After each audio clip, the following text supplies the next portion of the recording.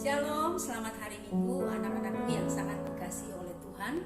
Kembali Tuhan memberikan satu waktu yang baik untuk kita datang beribadah kepada Tuhan.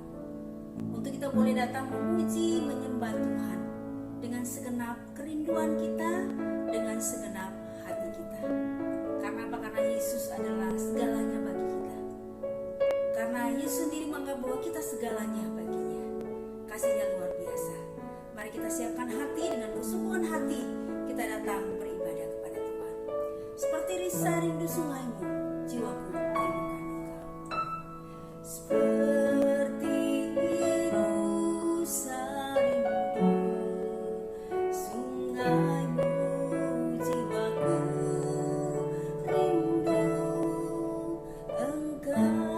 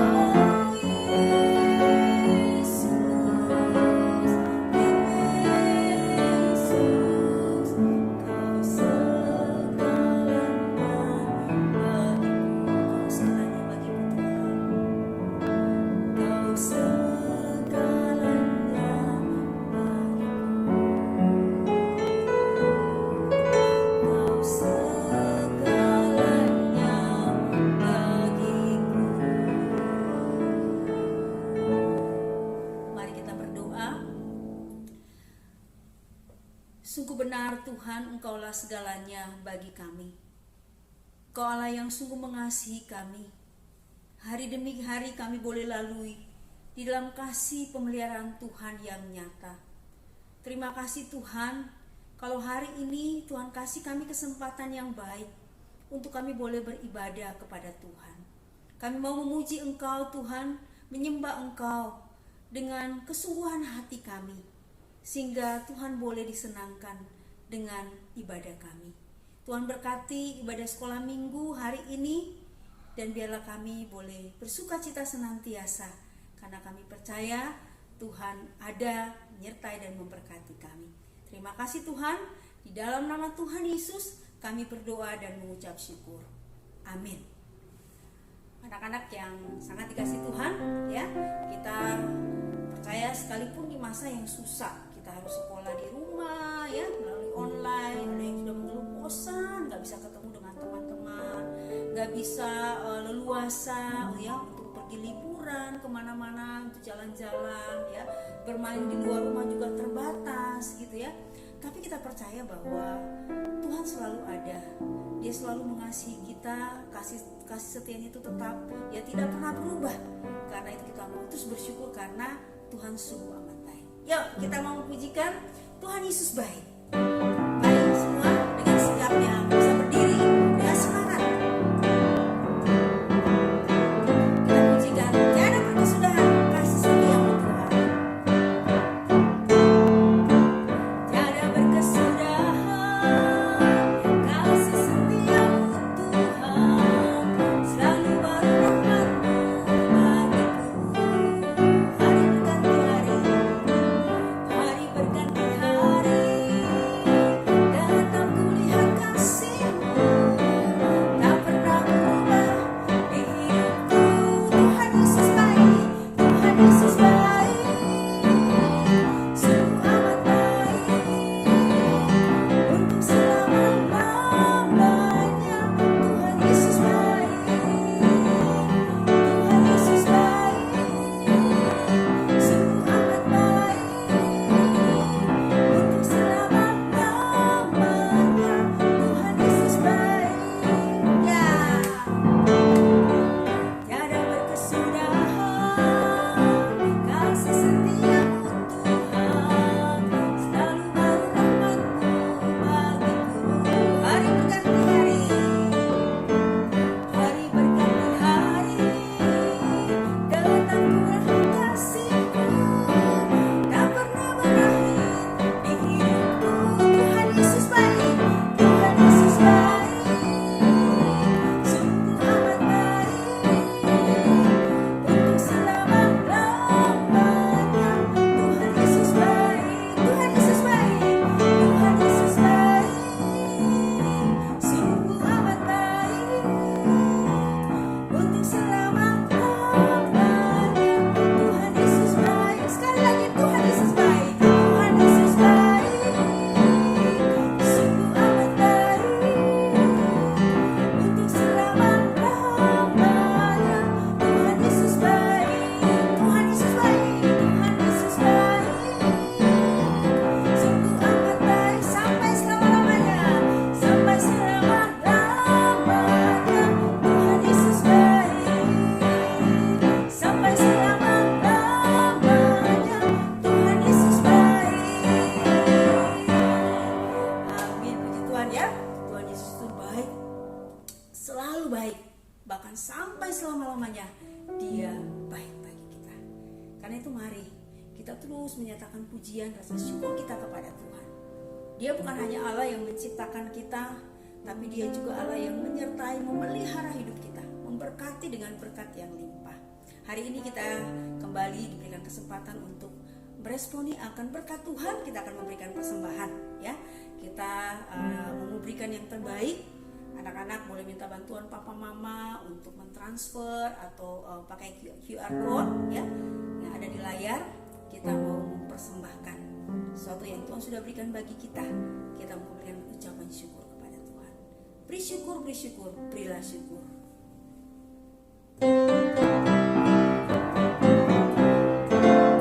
Beri syukur, berilah syukur, beri syukur, susah ataupun senang, beri syukur.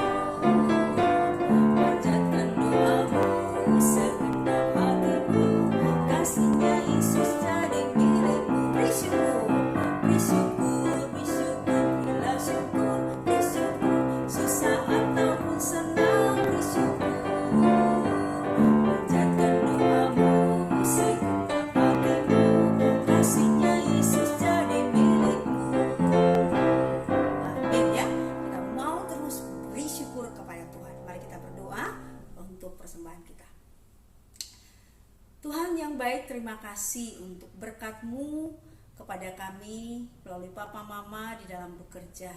Hari ini kami membawa persembahan sebagai ucapan syukur kami kepada Tuhan yang sudah terlebih dahulu memberikan begitu banyak berkat bagi kami. Biar kiranya persembahan ini diberkati Tuhan dan boleh sungguh-sungguh dapat dipakai, dipergunakan dalam pelayanan gereja-Mu di GKI Gading Serpong, sehingga makin banyak orang juga merasakan kasih Tuhan itu. Kami berdoa untuk orang tua kami, papa mama kami, Di dalam mereka bekerja, berikan kiranya kesehatan, kekuatan, sukacita, dan mereka juga senantiasa mengucap syukur kepada Tuhan. Di doa kami Tuhan, syukur kami di dalam nama Tuhan Yesus. Amin. Anak-anak, hari ini, minggu ini, tema cerita firman Tuhan kita adalah jangan membunuh, ya. Salah satu hukum di dalam 10 perintah alat hukum Tuhan, ya. Nah, anak-anak, jangan membunuh. Itu perintah Tuhan karena Tuhan mengajarkan kepada kita anak-anaknya untuk justru saling mengasihi. Saling mengasihi. Kenapa orang sering membunuh? Ya, oleh karena ada kemarahan, ada kebencian, ada sakit hati, ada dendam. Tuhan Yesus gak mau itu semua ada di dalam hati anak-anaknya. Karena itu dia terus mengajarkan kita untuk saling mengasihi. Ya, kita akan pujikan kasih pasti remah.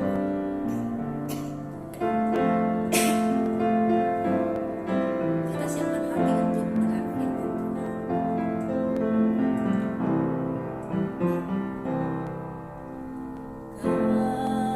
Kasih pasti lemah lembut, kasih pasti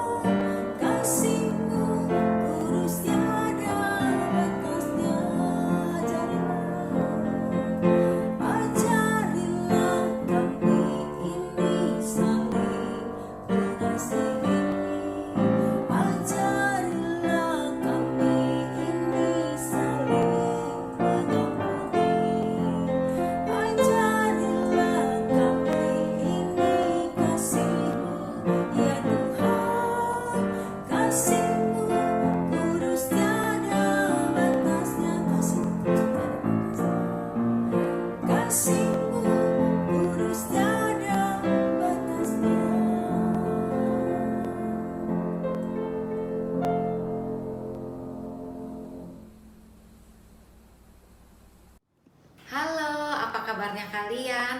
Walaupun kita masih ibadah dari rumah masing-masing, kita tetap semangat ya. Yuk, sebelum dengar firman Tuhan, kita sama-sama berdoa ya. Ikuti Lause berdoa. Tuhan Yesus, terima kasih Tuhan atas kesempatan hari ini Tuhan. Kami masih bisa mendengarkan firman-Mu.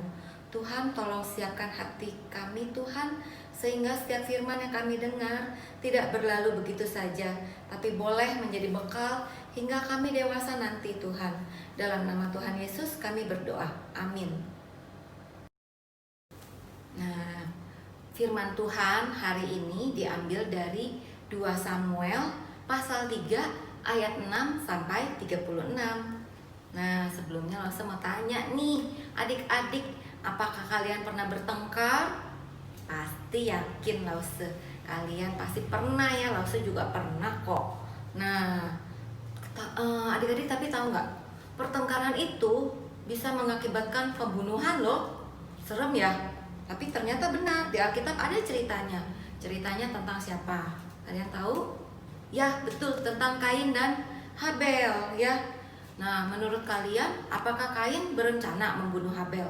Tidak ya. Tapi awal pembunuhan tuh mulanya gara-gara Kain iri, benci, dan marah pada Habel sehingga iblis membujuk Kain untuk membunuh Habel adiknya. Nah, pada masa Nabi Nuh, lama jauh sebelum Musa dan bangsa Israel sampai di Gunung Sinai, Tuhan Allah memberi hukuman yang sangat tegas, yaitu berbunyinya begini: siapa yang menumpahkan darah manusia, darahnya akan tertumpah oleh manusia, sebab Allah membuat manusia itu menurut gambarnya sendiri. Nah, di puncak Gunung Sinai, Allah memberikan hukum yang keenam, yaitu jangan membunuh. Mengapa bangsa Israel membutuhkan hukum yang seperti itu? Karena coba kalian bayangkan ya, ada 600.000 lebih orang kira-kira, terdiri dari 12 suku bangsa. Nah, orang-orang itu tidak semuanya pasti saling menyukai satu sama lain. Apalagi zaman dahulu belum ada AC ya, udara panas. Mereka berjalan kaki, naik kuda atau keledai. Nggak ada mobil yang ber-AC seperti sekarang adik-adik. Jadi mungkin saja dalam perjalanan itu orang bisa jadi marah, emosi. Tidak ada hiburan selama perjalanan. Kalau zaman sekarang enak ya, kita bisa naik mobil, bisa naik apalagi, bisa naik kereta, bisa naik pesawat, semuanya ada pendingin udaranya. Kadang ada hiburannya, bisa nonton film selama perjalanan. Nah, waktu zaman bangsa Israel itu belum ada. Jadi emosinya lebih gampang terpecah. Maka dari itu Allah sudah memikirkan hal itu. Makanya Tuhan memberi hukum yang keenam itu, yaitu jangan membunuh, supaya menghindari perkelahian. Nah, bangsa Israel yang sudah diajarkan tentang 10 hukum Allah ini, masih saja hal ini terjadi juga. Nah, ada satu tokoh, yaitu Yoab. Yoab itu adalah panglima Raja Daud. Dia adalah keponakan Raja Daud juga, ya. Dia adalah pahlawan yang gagah berani, perkasa dan setia. Nah, selama 7 tahun Daud melarikan diri dari Raja Saul. Yoab ini setia loh menemani Raja Daud. Setia juga ikut menderita bersama Raja Daud ya. Tapi hati Yoab itu belum diubah seperti Raja Daud. Hatinya belum mengasihi Tuhan ya. Yoab ini memiliki kemauan yang keras. Kadang-kadang dia merasa Raja Daud itu terlalu lemah. Jadi Yoab ini sering bertindak sendiri tanpa bertanya pada pamannya Raja Daud. Suatu hari Yoab pergi menyerbu kota yang bermusuhan dengan Daud. Nah, selama Yoab pergi, Raja Daud menerima satu rombongan, yaitu utusan Panglima Abner, panglima perang dari 10 suku Israel yang lainnya. Karena 10 suku Israel yang lainnya tidak menerima Daud menjadi rajanya, walaupun pada saat itu Raja Saul sudah meninggal. Daud itu pada saat itu hanya menjadi Raja Israel untuk suku Yehuda dan Binyamin. Lalu Daud berpikir, apa ya kira-kira maksud kedatangan Abner? Karena Daud mendengar bahwa Abner ini sudah mengangkat salah satu anak Saul menjadi raja atas 10 suku bangsa Israel yang lain. Jadi mengapa sekarang Abner masih mau datang berunding dengan Raja Daud? Wah, aku akan membuat perjanjian dan menguji kejujuran Abner. Lalu Daud memberitahu utusan Abner bahwa dia harus membawa Mikal. Mikal itu siapa adik-adik? Mikal itu adalah anak Saul juga, yang adalah istrinya Daud, yang selama 7 tahun ia ditahan oleh Saul dan keluarganya. Jika Mikal datang bersama Abner, maka Daud percaya bahwa maksud Abner adalah baik. Lalu utusan Abner pulang dengan membawa pesan dari Raja Daud itu. Lalu tidak lama kemudian Abner datang bersama Mikal dan juga 20 tentaranya. Lalu Daud menerima dan menyambut mereka, bahkan membuat pesta untuk Abner dan rombongannya. Lalu setelah pesta selesai, Abner meninggalkan Hebron. Yoab pulang kembali kepada Raja Daud dan dia membawa banyak sekali barang rampasan. Lalu ia mendengar kedatangan Abner dan bagaimana Raja Daud membuat pesta untuk Abner. Lalu Yoab menjadi marah sekali. Dia menjadi marah karena beberapa hal. Pertama, Abner itu adalah panglima 10 suku Israel yang sudah jelas-jelas memusuhi Raja Daud. Kedua, Yoab juga marah karena Abner itu telah membunuh adiknya yaitu Asael dalam peperangan. Jadi Yoab bingung kenapa Raja Daud malah membuat pesta untuk Abner. Lalu Yoab juga mendatangi Raja Daud dan ia punya rencana jahat diam-diam yang tidak layak sebenarnya dilakukan oleh seorang pahlawan.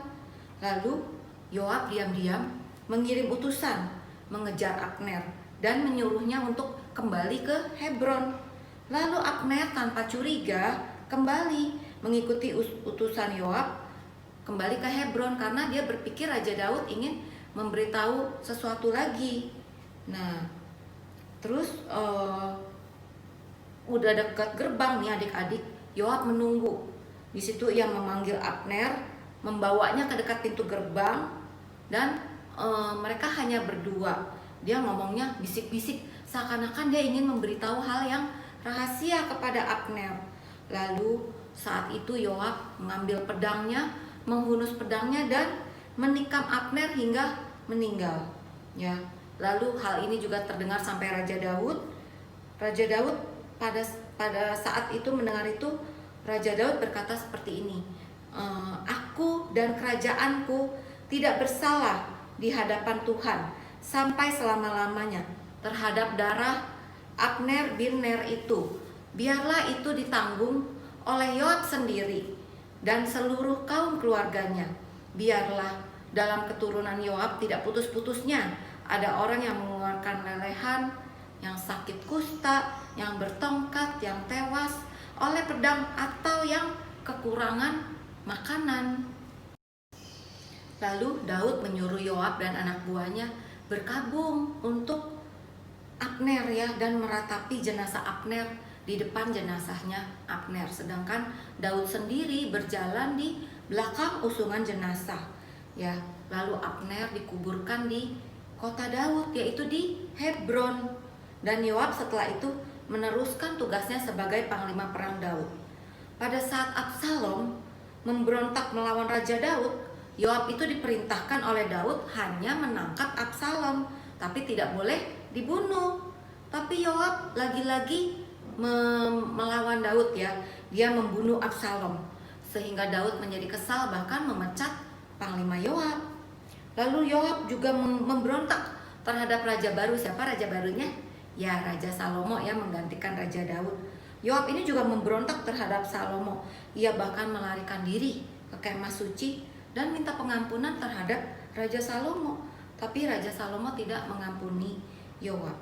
Yoab akhirnya dibunuh di depan mezbah Tuhan di dalam kemah suci, sehingga adik-adik genaplah firman Tuhan, yaitu siapa yang menumpahkan darah manusia, darahnya juga akan ditumpahkan oleh manusia. Nah, pasti dalam hati kita masing-masing berkata, aku tidak pernah membunuh seperti Yoab. Nah, tapi Tuhan Yesus berkata apa adik-adik? Kita baca ya. Nah, gak usah bacakan untuk kalian. Matius 5 ayat 21 sampai 22. Tuhan Yesus berkata apa? Kamu telah mendengar yang difirmankan kepada nenek moyang kita, jangan membunuh. Siapa yang membunuh harus dihukum. Tetapi aku berkata kepadamu, setiap orang yang marah terhadap saudaranya harus dihukum. Siapa yang berkata kepada saudaranya kafir harus dihadapkan ke mahkamah agama. Dan siapa yang berkata jahil harus diserahkan ke dalam neraka yang menyala-nyala. Jadi Tuhan Yesus sendiri mengajarkan kepada kita bahwa dosa yang akan dihukum itu adalah marah pada orang lain, mengejek orang lain. Ya, itu juga dihukum oleh Tuhan. Jadi kita minta Tuhan Yesus untuk mengampuni kita ya. Nah, pelajaran hari ini kita belajar apa jadinya adik-adik? Tuhan melarang, sangat melarang mengambil kehidupan orang lain. Jadi tidak boleh membunuh. Lalu kita belajar mengatasi kemarahan dan dendam dengan mengasihi ya, karena kita sudah belajar bahwa dari marah dan dendam itu bisa menimbulkan dosa yang lebih besar lagi. Lalu nanti kita minta pertolongan Tuhan adik-adik ya, bagaimana menghadapi marah dan dendam di hati kita. Nah, minggu ini ayat hafalannya sangat pendek ya, diambil dari Keluaran 20 ayat 13, yaitu jangan membunuh. Ya, firman Tuhan hari ini sudah selesai adik-adik. Sampai ketemu lagi di minggu-minggu berikutnya. Tuhan Yesus, terima kasih Tuhan untuk firman-Mu. Hari ini kami belajar Tuhan bahwa kami tidak boleh marah, dendam, dan benci pada orang lain. Tuhan, ajari kami terus Tuhan, supaya kami boleh mempunyai hati yang mengasihi orang lain. Dalam nama Tuhan Yesus kami berdoa. Amin.